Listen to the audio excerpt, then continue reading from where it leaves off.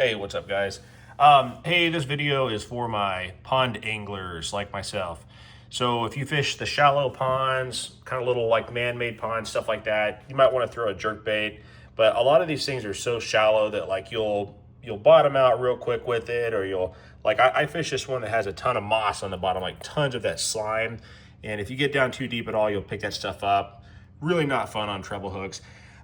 This little tip, I mean, it's not that big of a deal, but it's something I've kind of found that helps out. It's basically, most of the time when you read anything about jerk baits, people are going to say use fluorocarbon, don't mess with braid, all that stuff. And honestly, if you can use fluorocarbon, in my opinion, they have a better action. It just feels better. A little bit of that give is better with the treble hooks. So fluoro is definitely best. But I have, at this one pond I go to, I actually, and I don't always do it, but occasionally I will throw a 30 or 40 pound main line and a pretty heavy fluorocarbon lead. I'm talking like 17 or 20 pounds on there.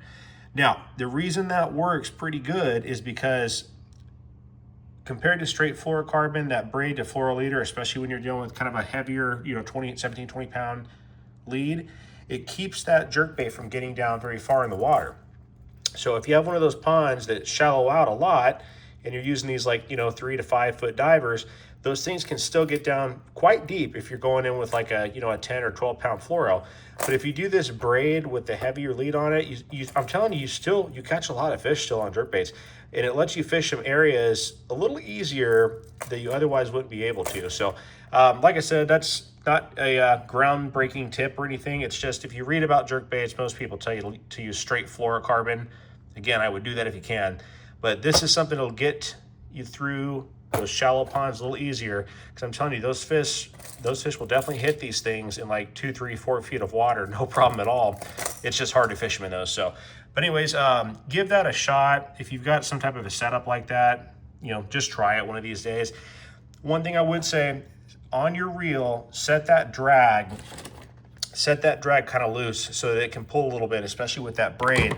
Because if it's too firm, you can easily pull these trebles on it. So give yourself a little bit looser drag than you usually would. I'd recommend also throwing something like a medium power. So hope it helps you out. Give it a shot.